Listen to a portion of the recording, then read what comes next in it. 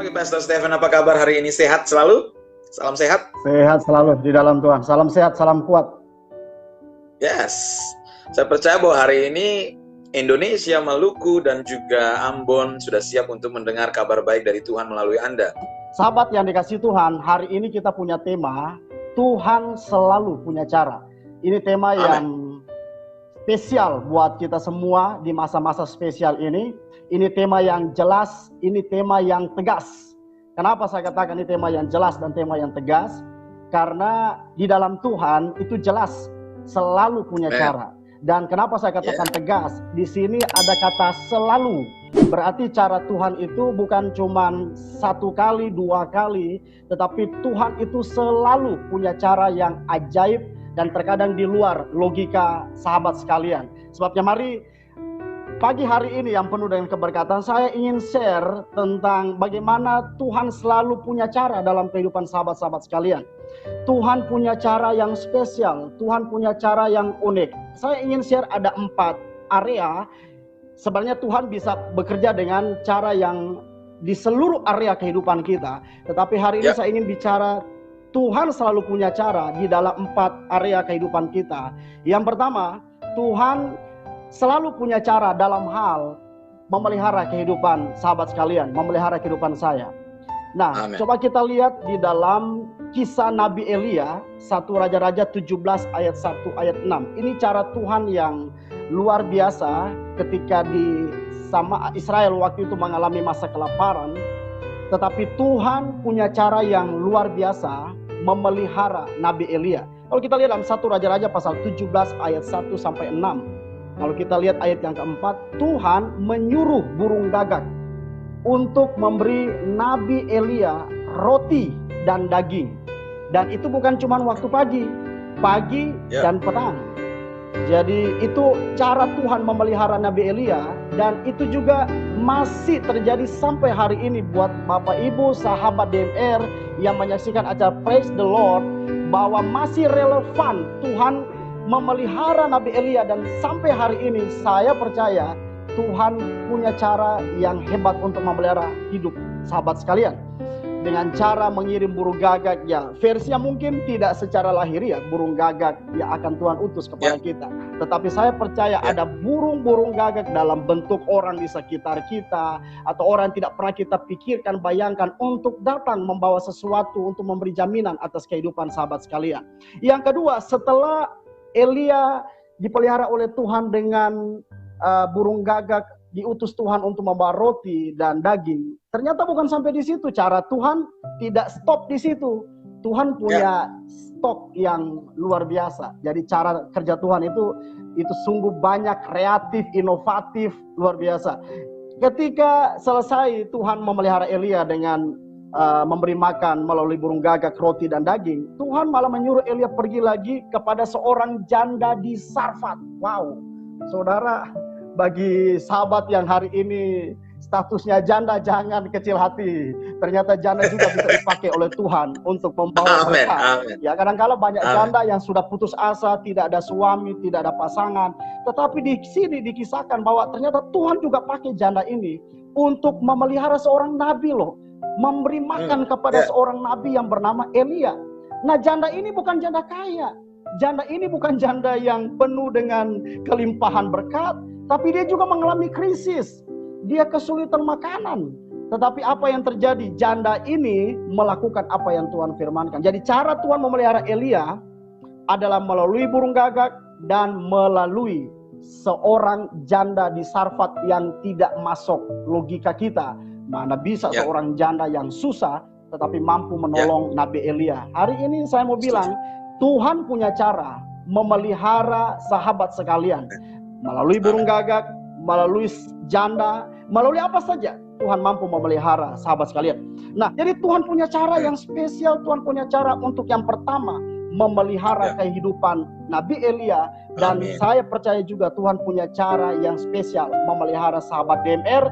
Berikut, Tuhan selalu punya cara dalam hal menyembuhkan penyakit kita. Kalau kita baca dalam kisah pelayanan Yesus Kristus, kalau kita lihat dalam Matius 9 ayat 27 sampai 23, itu Yesus menyembuhkan orang buta dengan cara hanya melihat iman dari orang buta tersebut. Tapi di peristiwa yang lain, Matius 21 ayat 14, Yesus langsung menyembuhkan. Di peristiwa yang lain lagi dalam Yohanes 9 ayat 6-7, Yesus menyembuhkan orang buta dengan meludah ke tanah. Wow, mengaduknya, mengolesnya, dan mengoleskan di mata orang itu. Saya kira ini cara-cara yang spektakuler. Bukan cuma satu cara Tuhan bekerja menyembuhkan orang-orang pada zaman itu. Bahkan tanpa melalui penumpangkan tangan. Kadangkala Tuhan tumpang tangan. Bahkan ada cara yang lebih hebat lagi. Mana bisa meludah ke tanah, lalu diaduk-aduk dengan jari, lalu dioleskan kepada mata kita. Kan sesuatu yang irasional, yang tidak masuk akal. Tetapi itulah yang saya mau bilang hari ini bagi kita semua.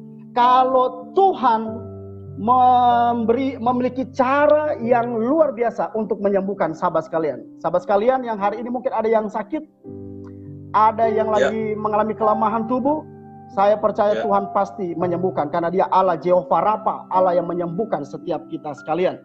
Lalu berikut kalau kita melihat juga ada peristiwa yang lain, Lukas pasal 7 ayat 1-10. Yesus menyembuhkan hamba seorang perwira yang sakit tanpa meletakkan tangan. Nah, kadangkala sahabat sekalian, kita suka membatasi cara kerja Tuhan dengan logika kita yang terbatas. Kita selalu bilang, Tuhan harus bekerja dengan cara ini, Tuhan bekerja dengan cara ini. Padahal kalau kita belajar dari cara Tuhan, caranya selalu baru, caranya selalu update, saudara. Kalau kita kan maunya, kalau tahun lalu Tuhan sembuhkan saya dengan cara ini, harusnya tahun ini Tuhan sembuhkan saya dengan cara yang sama. Tidak. Tuhan pasti menyembuhkan engkau, tapi dengan cara yang berbeda. Sebabnya jangan kita membatasi cara Tuhan bekerja dengan konsep cara kita berpikir yang serba terbatas, serba kekurangan ini, saudara. Oke? Itu di area kedua. Tuhan punya cara untuk menyembuhkan sahabat sekalian. Saya berdoa dimanapun sahabat DMR yang lagi menyaksikan baik melalui FB maupun mendengar melalui radio, kuasa kesembuhan dari Tuhan turun atas engkau. Engkau mungkin sekian lama menanti kesembuhan daripada Tuhan. Saya percaya dengan cara Tuhan yang ajaib, Dia mampu menyembuhkan sahabat-sahabat sekalian. Lalu yang ketiga, sahabat sekalian, cara Tuhan selalu punya cara. Tuhan selalu punya cara dalam hal apa? Memberi jalan keluar atau solusi terhadap masalah yang kita hadapi. Kalau kita belajar dari bangsa Israel sekali lagi, Keluaran 14 ayat 15-31 itu ketika bangsa Israel keluar dari tanah Mesir menuju tanah Kanaan, dan mereka terjebak pada satu kondisi, maju tidak bisa, mundur tidak bisa. Kenapa? Karena ketika di hadapan mereka itu laut beraung. Lalu ketika mereka mundur, ada sepasukan tentara Mesir lengkap dengan kereta yang berkuda sementara mengejar mereka. Saudara, ini kan membingungkan, saudara. Maju kena, mundur juga kena. Nah, saya pun meyakini sahabat DMR juga mengalami situasi ini. Kadang-kala katong maju tidak bisa, kadang-kala kita mau mundur, mentok di situ, saudara. Mentok, tidak ada jalan keluar. Seolah-olah tidak ada jalan terbuka, seolah-olah pengharapan tidak ada lagi, pertolongan tidak ada lagi. Sama seperti Yusuf ketika dia dibuang di sumur, dia lihat ke depan tanah, dia lihat ke kiri tanah, dia lihat ke kanan tanah, dia lihat ke belakang tanah, dia lihat ke bawah tanah, saudara. Tapi satu-satunya dia hanya bisa lihat ke atas, lihat kepada Tuhan yang pasti akan menyatakan pertolongannya. Nah, jadi pada waktu bangsa Israel diperhadapkan dengan satu kondisi yang sulit, maju tidak mungkin, mundur tidak mungkin, ternyata Tuhan menolong bangsa Israel hanya melalui sesuatu yang sangat dimulai dari Tuhan berkata sama Musa, angkat tongkat di tanganmu. Sesederhana itu, saudara, tapi menghasilkan perkara-perkara yang ajaib. Kadang-kadang Tuhan bekerja dengan cara yang sederhana, namun hasilnya itu sangat-sangat spektakuler. Itu dimulai dari tongkat, sesuatu yang sederhana, dan tongkat yang sama juga dipakai oleh Musa dan Harun untuk melakukan berbagai tulah di tanah Mesir. Lalu tongkat itu dipukulkan di atas laut beraung, dan spektakuler, amazing, saudara, apa yang terjadi? Laut terbelah menjadi dua bagian. Saudara, saya bisa membayangkan bagaimana cara bangsa Israel ini menyeberangi laut beraung sementara jumlah mereka cukup banyak. Setuju. Terhitung 600.000 itu baru laki-laki bangsa Israel keluar di tanah Mesir. Lalu kalau kita rata-ratakan itu hampir 2 juta bangsa Israel keluar dari tanah Mesir. Nah, bayangkan Bapak Ibu atau sahabat DMR menyeberang di Laut Teberau itu 2 juta orang. Bagaimana cara Tuhan itu sungguh ajaib dan luar biasa, menyelamatkan, memberi jalan keluar, memberi solusi terhadap masalah yang dihadapi Musa dan bangsa Israel pada saat itu. Sahabat DMR yang dikasihi Tuhan, hari ini juga saya mau bilang, kalau kita lagi buntu, maju tidak bisa, mundur apalagi.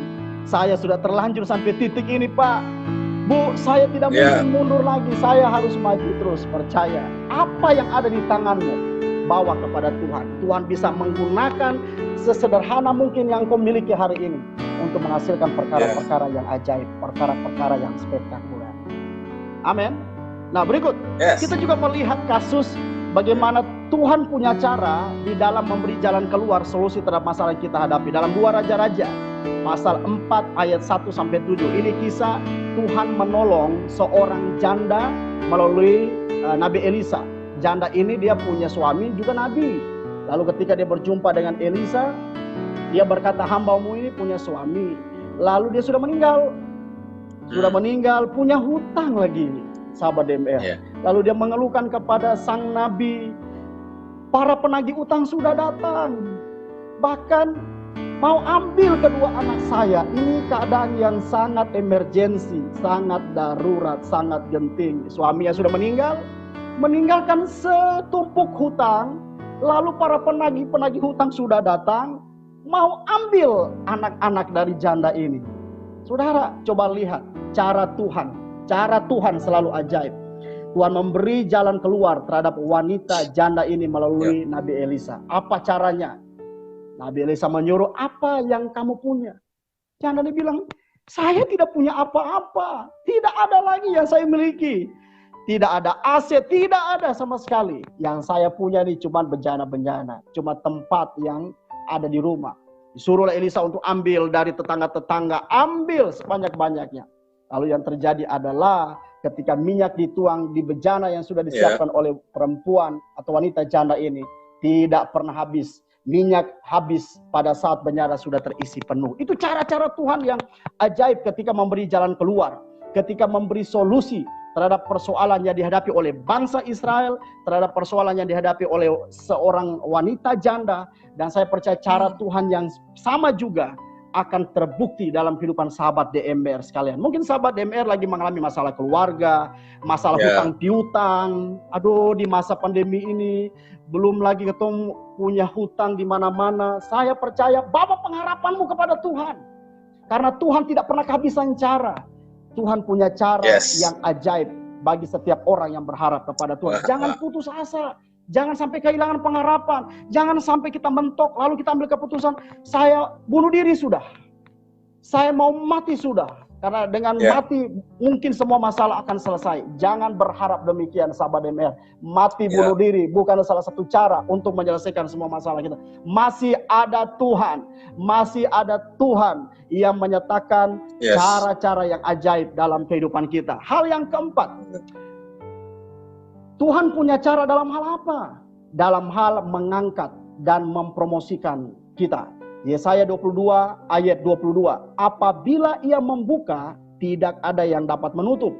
Wahyu 3 ayat 7. Apabila Tuhan membuka, tidak ada yang dapat menutup. Amin.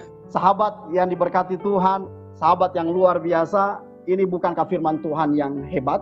Ini bukankah firman Tuhan yang ajaib?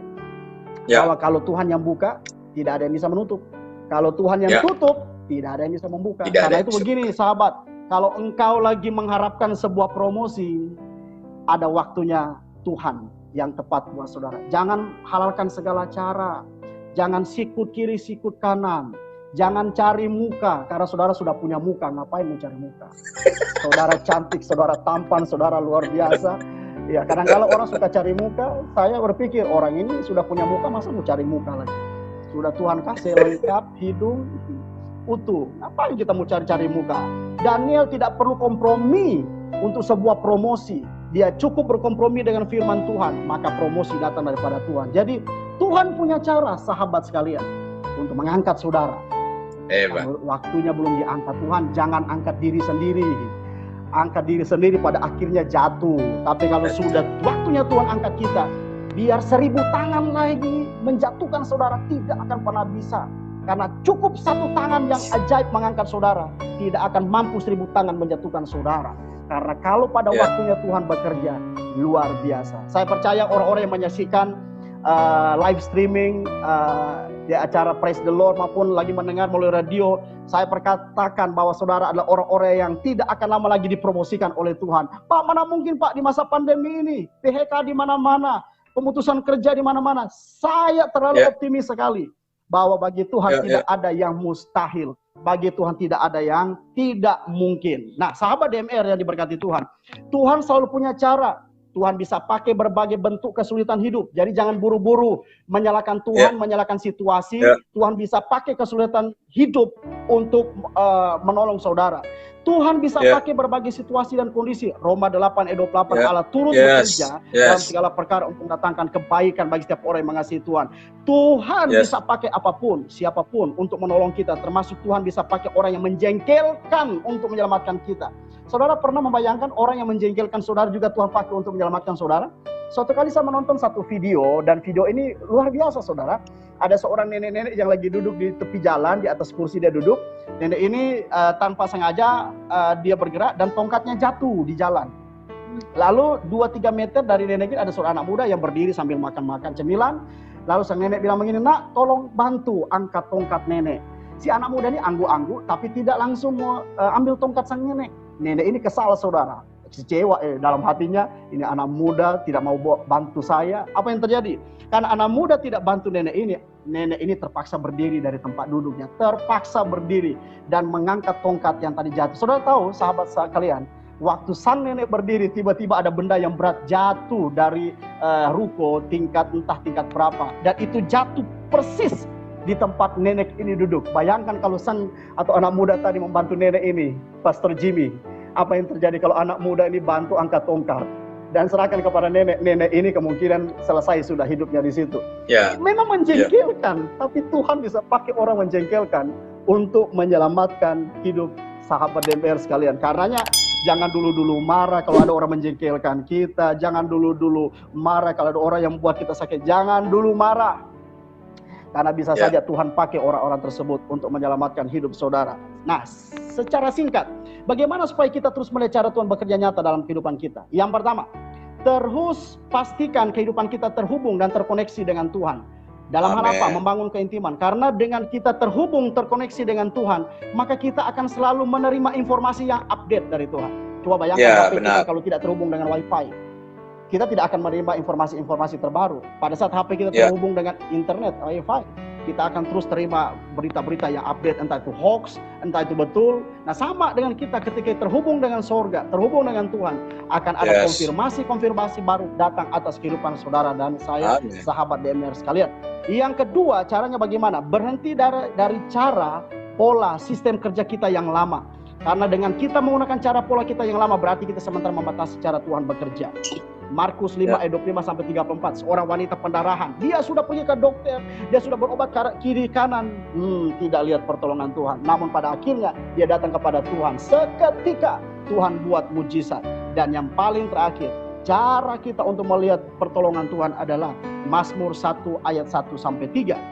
Di ayat yang kedua, ayat yang ketiga dibilang begini, ia seperti pohon yang ditanam di tepi aliran air, yang menghasilkan buahnya pada musimnya dan yang tidak layu daunnya. Perhatikan, garis bawahi kalimat ini. Apa saja yang diperbuatnya berhasil. Artinya ketika kita bertindak atas dasar kebenaran firman Tuhan, kita akan melihat cara Tuhan bekerja. Ketika kita tidak kompromi dengan dosa, kita akan melihat cara Tuhan bekerja atas kehidupan sahabat-sahabat sekalian yang sungguh luar biasa dan ajaib. Nah, demikian firman Tuhan yang singkat di pagi hari ini sahabat DMR. Saya percaya Tuhan akan bekerja. Tuhan punya cara yang ajaib memelihara sahabat DMR di masa-masa COVID, di masa-masa pandemi ini, di masa-masa spesial ini. Tuhan punya cara menyembuhkan sahabat-sahabat sekalian. Tuhan punya cara untuk memberikan solusi atas persoalan. Tuhan punya cara untuk mengangkat sahabat sekalian. Tuhan punya cara untuk membuka pintu-pintu berkat untuk sahabat sekalian. Tuhan Yesus memberkati. Saya kembalikan kepada Pastor Jimmy. Shalom. Wah, luar biasa. Tuhan selalu punya cara untuk memberikan jalan keluar. Tuhan selalu punya cara untuk menolong. Tuhan selalu punya cara ya. Wah, sangat saya dapati banyak hari ini dari Pastor Stephen.